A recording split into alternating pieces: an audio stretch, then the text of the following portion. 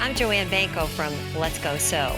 Today I want to share a few simple swimsuit trims for you.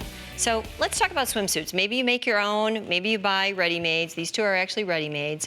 But you know, it's really fun to buy just a basic color and then shop for swimsuit fabric and add some easy trims. So I'm going to show you 3 different ones. I'm going to start with a ruffled trim. So imagine that. Let's say you have a little swim skirt and you want to add just a little extra pizzazz to it. This is a really easy way to add a little ruffle. Maybe you've got a swimsuit that has straps like this one has, that go along the back. Well, a really hot technique is to make a whole bunch of turned tubes and then crisscross or lace them together. So you can do a lot of different things with that. You can play around with that, but you need to make the tubes first. So I'm going to show you how to do that. And then the last technique is very simple, just a little bit of edge binding. So this is something you might use again, on the edge of a skirt, maybe on the edge of some straps, or maybe as an insertion in some areas if you've got a blocked area on your swimsuit, okay? Let's head over to the machine and we'll get going here. It's really important to use all-purpose polyester thread when you're sewing on swimsuits because you want something that is going to hold up to the stretch factor and also something that is color fast. So that's very important. I'm going to use elastic, clear elastic, and I'm going to use that to actually ruffle this. So let's start with that. I've already basted those layers together just to make it a little bit easy. And I'm going to be working from the wrong side. And I suggest when you make this that you make extra length because it's a little bit tricky to hold on to all these layers as you're stitching. So leave a little bit of extra length at the beginning, at the end, so you can just, size it then when you're completely finished. I've already selected a triple zigzag stitch, and this stitch takes 3 little stitches. Each time it zigs and each time it zags. It's perfect for sewing elastic, and it's perfect when you need something really stretchy. So again, I'm going to let that get started until that bites into that. Okay, and I'm going to just stretch that.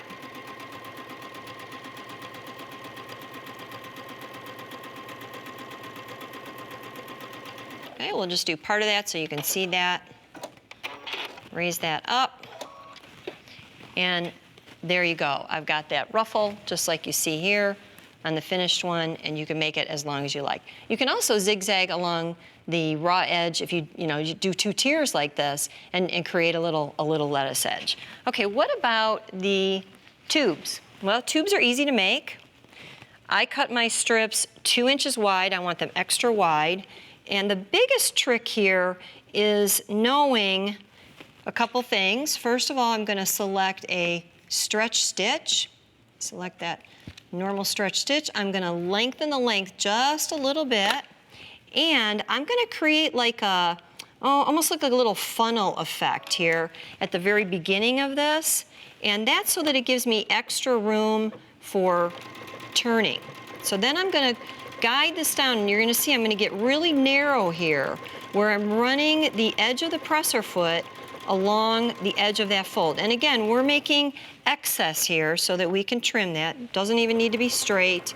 We're just going to, your stitching needs to be straight, but your fold doesn't need to be straight because we're going to trim that off.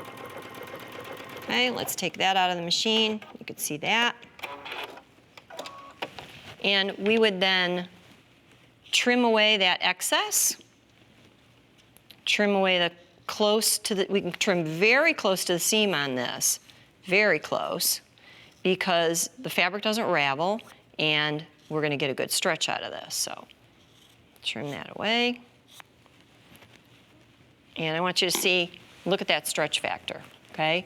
That is done with the stretch stitch. And then it's a simple matter of inserting our loop turner, and that's why we wanted that extra wide end there, so that we can catch that, turn that tube right side out. That extra room helps that bulky part that we start off with slip right through that. Without that, you're going to have a really hard time turning that tube.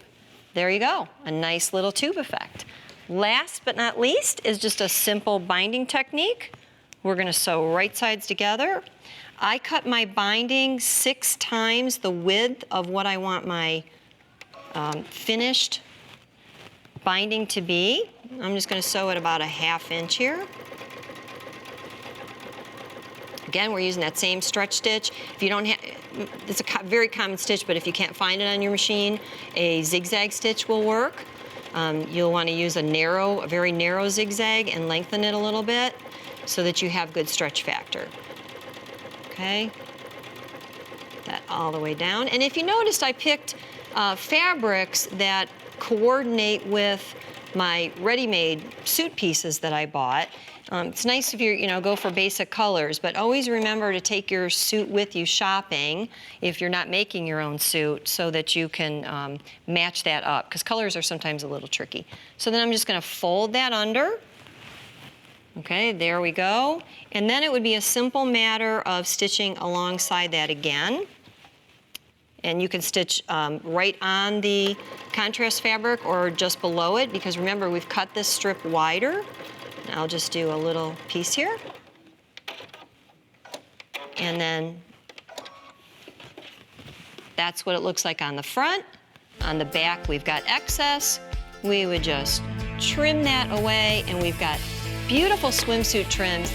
Be sure to visit the website. You'll find all of the instructions so that you can make your own.